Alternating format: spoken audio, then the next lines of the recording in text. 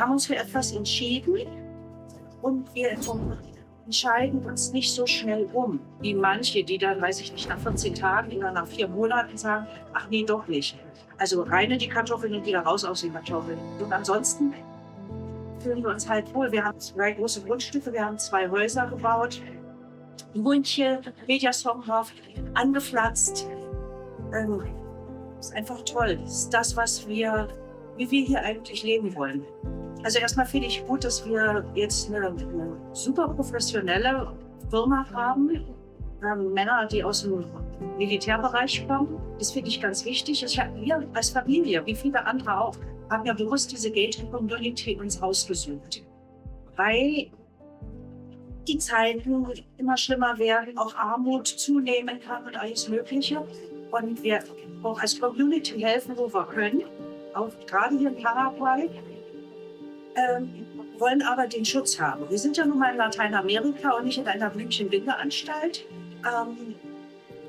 Viele, die auch draußen wohnen, haben natürlich unheimlich hohe Zäune, 2 oder mehrere Hunde, die aufs Grundstück, auf die Eigentümer, auf die Besitzer aufpassen. So wollten wir in dieser Form nicht leben. Wir wollen eigentlich nicht wo jedes Grundstück hier einen hohen Zaun haben, uneinsehbar, abgeschottet von allen anderen, nach dem Motto, rühr mich ja nicht an. Das ganze Gebiet ist dadurch durch die Sicherheitsfirma geschützt. Und das war uns wichtig, dass wir also innerhalb sehr viel Bewegungsfreiheit haben, alles unproblematisch ist. Und das funktioniert sehr gut.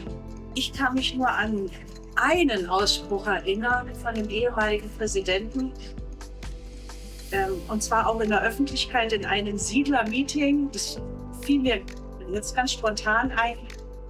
Er hat, als es Siedler mal gab, die sagten, ja, der Erwin Annau ist nicht ehrlich, dann sagte er ganz laut in diesem Siedler-Meeting, das war damals noch in der Asado-Halle, Erwin Annau ist der ehrlichste Mensch, den ich überhaupt kenne. Ich lasse auf ihn nichts kommen. Und das ist mir sehr in Erinnerung geblieben, weil es auch damals eine Situation gab, in der wir uns jetzt sehr viel diskutiert haben und auch gefetzt haben, aber immer miteinander geredet. Und das ist das ganz Wichtige, denn Meinungsverschiedenheiten hat man immer mal und man muss immer miteinander reden und ausdiskutieren. Und zwar persönlich, miteinander, nicht übereinander, nicht über x Ecken und dann, wie ist deine Meinung und dadurch auch Gerüchteküche entsteht. Das ist menschlich, das ist typisch, aber eben nicht gut. Vor allen Dingen, wenn, wie so viele sagen, wir wollen es anders machen als in Deutschland. Angesichts der Situation geht es ganz gut, dass neue Menschen herkommen, dass auch durchaus welche weggehen, die einfach mit der Situation nicht klarkommen. Das ist immer so ein Leben und auch völlig in Ordnung. Reisende sollte man nicht aufhalten. Und welche herkommen, die anders strukturiert sind, die in ihrem Leben schon viel mitgemacht haben, auch was Unternehmen angeht. Die sagen, kenne ich alles, ist mir auch passiert. Ich habe daraus Lehren bezogen, ich packe es anders ran. Und das ist sehr wichtig. Es kommen Menschen her, die handwerklich begabt sind, die wir auch brauchen. Immer wenn ein Dorf aufgebaut wird, braucht man das. Und die ganz bestimmte Vorstellungen haben, wie etwas gut gelöst werden kann. Ich teile Ihre Vision.